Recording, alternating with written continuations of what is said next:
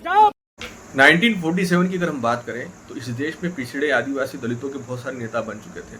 Jagjivan Ram Bapu, doctor B are Ambedkar, जोगिंद्रनाथ मंडल, तमाम बड़े नेता थे। लेकिन इतिहास में दो लोगों का नाम हमेशा अच्छे और बुरे दोनों एग्जाम्पल के तौर पे लिया जाता है। डॉक्टर बी आर अम्बेडकर अच्छे एग्जाम्पल को सेट करते हैं। उन्होंने इस देश की संस्कृति को जाना। उन्होंने कहा कि अगर भारत पाकिस्तान का विभाजन होता है तो मैं भारत के साथ रहना पसंद करूंगा, मैं हिंदुओं के साथ रहना पसंद करूंगा। हमारा आपसी मसला जो भी हो, अनटचेबिलिटी हो, छुआछूत हो, जितने भी मसले हो वो उसको हम बैठ के समझ लेंगे, सोल्व कर लेंगे। लेकिन दूसरे थे जोगिंद्रनाथ मंडल, जिन्होंने भारत पाकिस्तान के विभाजन के समय पाकिस्तान जाना उचित समझा। अपने लाखों अनुयायियों को भी वो अपने साथ ले गए।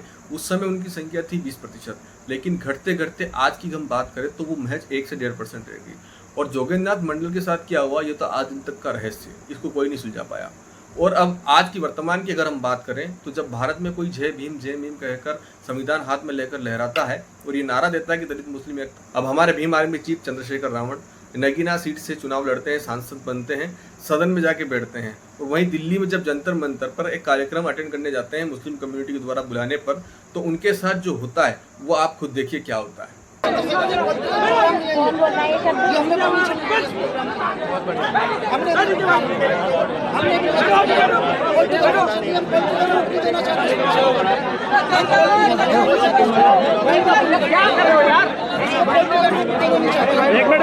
बिल्कुल पॉलिटिकल रूप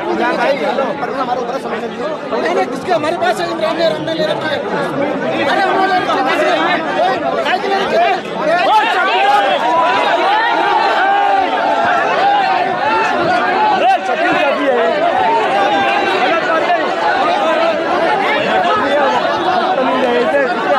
राजनीति के अलावा करा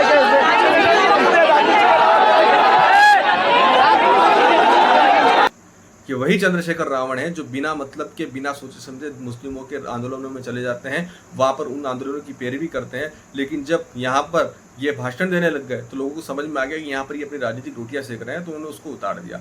इनको भी बहुत अच्छा सबक मिला, बहुत जगह जगह जाकर जय भीम करते हैं, दलित मुस्लिम एकता की बात करते हैं। लेकिन इनको अब समझ जाना चाहिए और तमाम दलित नेताओं को समझ जाना चाहिए कि मुस्लिम कभी भी अपने रिलीजियंस को लेकर कॉम्प्रोमाइज नहीं करता। अगर उनके रिलीजियंस पे कोई बात आती है तो उनका नेशनलिज्म वहीं पर खत्म हो जाता है। ये बात चंद्रशेखर रावण और बाकी जितने भी दलित नेता हैं उनको समझ में आ जाना चाहिए। डॉक्टर बी आर अम्बेडकर को 1947 में ही समझ में आ गई थी। इसी वजह से उन्होंने जो डिसीजन लिया था वो बहुत सोच समझ के लिया था कि हम हिंदुओं के साथ रहेंगे, हमारे जो भी मसले हैं आपस के उसको हम आपस में बैठ के सोल्व कर लेंगे। उस समय हिंदू कोड बिल की डॉक्टर बी आर अम्बेडकर की बहुत बड़ी बात थी, बहुत बड़ी मांग थी। उसको आज कहीं ना कहीं इस देश में पूरी तरीके से लागू कर दिया गया है।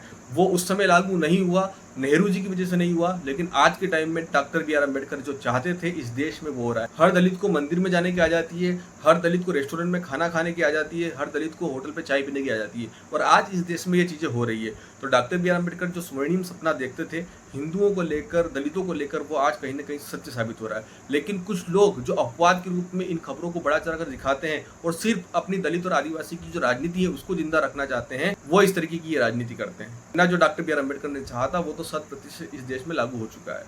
अब अगर किसी को जोगिंद्रनाथ मंडल बनना है और किसी को इस तरीके से जय भीम की एकता की बात करना है, दलित मुस्लिम एकता की बात करना है, तो उसका तो भगवान ही मालिक है।